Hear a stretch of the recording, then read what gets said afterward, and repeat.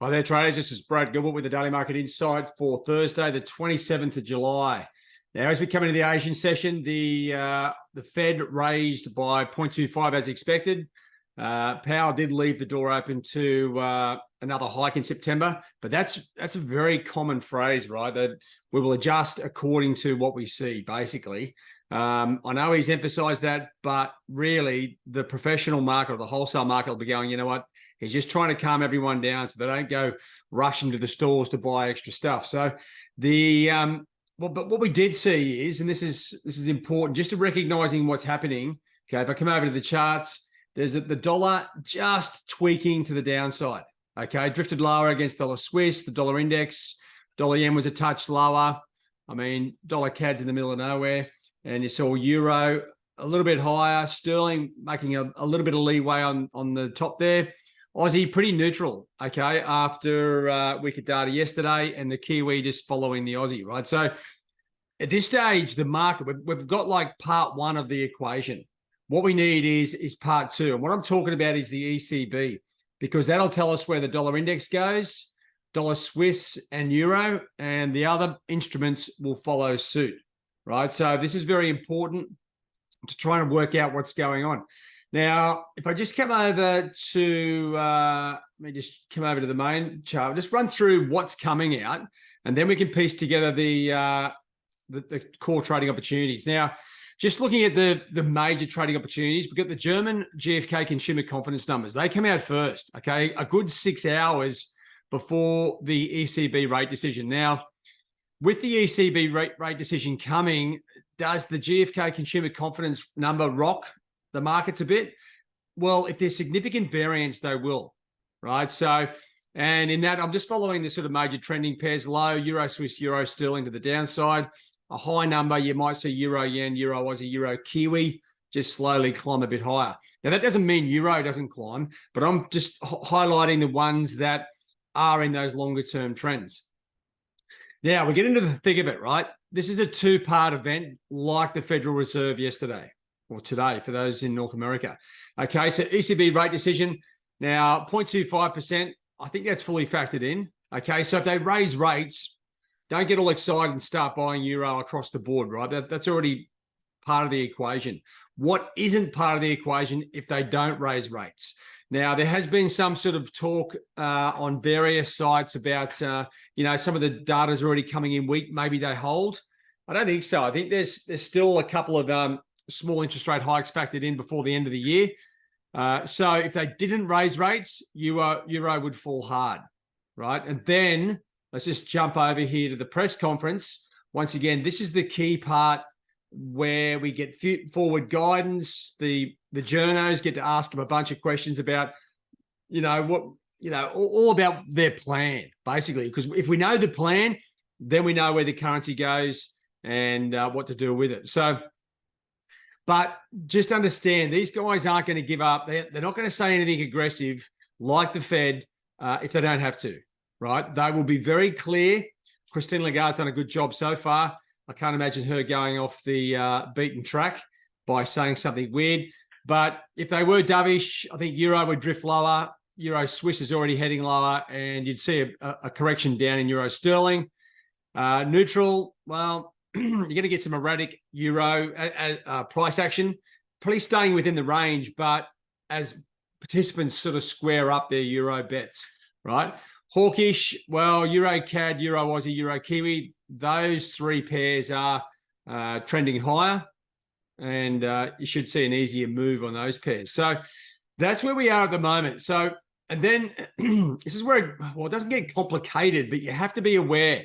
We've got these US numbers coming out, right? And there's a bunch of numbers. There's the US durable goods, the US GDP, there's the PCE price, advanced prices, right? The PCE price index comes out Friday. Maybe that gives us some lead in.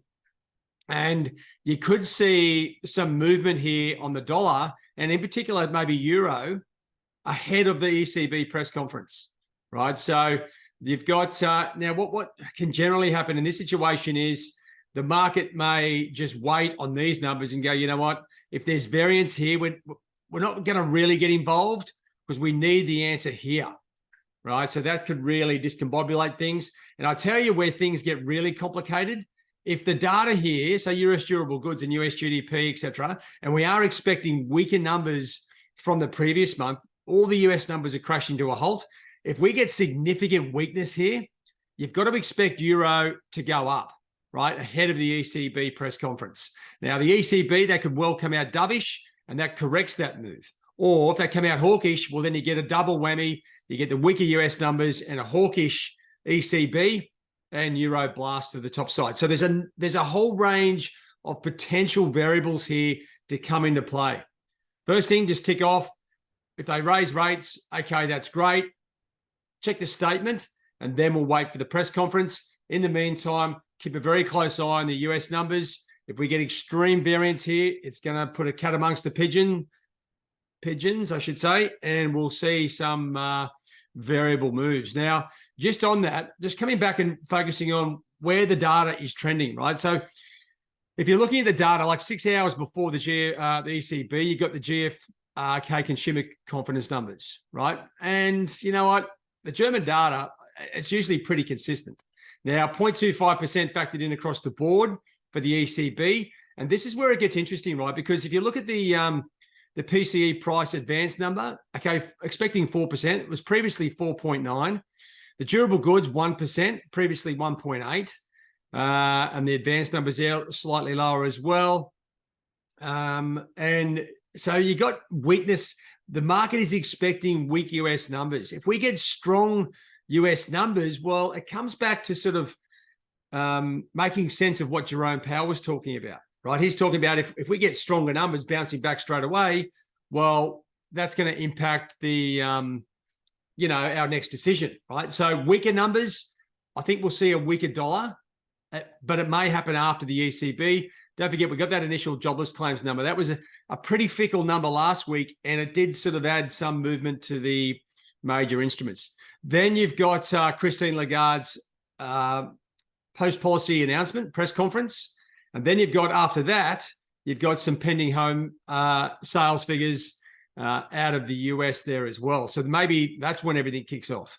So when you are looking at the situation like this, okay, the two big events, the Federal Reserve meeting, the ECB meeting, we'd love to have these out of the way and then get all these numbers, right? Because then we have the answers as to what their plan is, and do these numbers fit into the plan or not? It's easy to sort of trade that situation. If it does fit into the plan and the numbers, and they're like saying, you know what, if inflation, et cetera, the numbers aren't high, we're not going to do anything.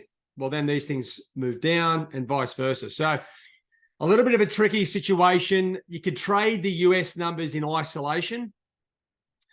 I'd be squaring up if you did that, and then wait for the ECB and then play it from there, because we do have, there's a fair bit going on, to say the least. Now, when you are looking at the various instruments, once again, I'm focusing more on sort of the overall longer term, long-term situation. Dollar Swiss very clear to the downside. If Dollar Swiss is cruising to the downside, you got to think Euro's got to go up, right? This is what I'm thinking. If we get weak US numbers, Euro should sort of bounce ahead of the ECB. The market probably won't get aggressively involved, but it'll have an upward bias leading into the ECB. But the dollar index, if anything, the move after the Fed has come back to give us a better level to sell. But if we get, it's very hypothetical. If we got stronger US numbers here, it would put obviously upward pressure on the dollar. You probably see dollar Swiss retrace back towards that resistance line, and we might see euro testing that support trend line, right? So many hypotheticals because we've got so many different numbers coming out, right? So this is the key to it. Non-farm payrolls next week. And we do have if anything, the more important PCE price index numbers, the inflation numbers tomorrow could be the key to where things happen or where things go. So to me, the whole aim of what Jerome Powell is talking about here, he's just trying to keep the market on hold so they don't go overspending, right? I know they've said that, the potential for a hike, but if the US numbers are weak now, that'll be taken off the board. So the US data does come into play. Obviously, CPI, the key data, non-farm payrolls will come into it a bit, but we may get those answers next week. The key to it today is sitting back, waiting for the ECB to take hold. And let's see what Christine Lagarde's got to say. If anything, she's been I think the best managed central bank. She's done a great job there. So just keep an eye on that. You're looking at the equity markets, equity futures, no real sort of clear direction there at the moment. With the futures, the currencies, well, I think we're still waiting for the answers before everything kicks in. Commodities, bit of a mixed result there as well. All right, guys, that's it from me. ECB, the main event. Really tune yourself up. If you're looking at the calendar, just piece together where these opportunities are. There could be potential opportunities on the GfK consumer confidence and the ECB, especially if they don't raise rates. Now, as you go through these US numbers, as I said, you can trade these, especially if they're all consistently weak or strong, but I would be squaring up ahead of the ECB press conference, right? Because that's where the action is really going to take place. All right, guys, good luck. All the best. Cheerio.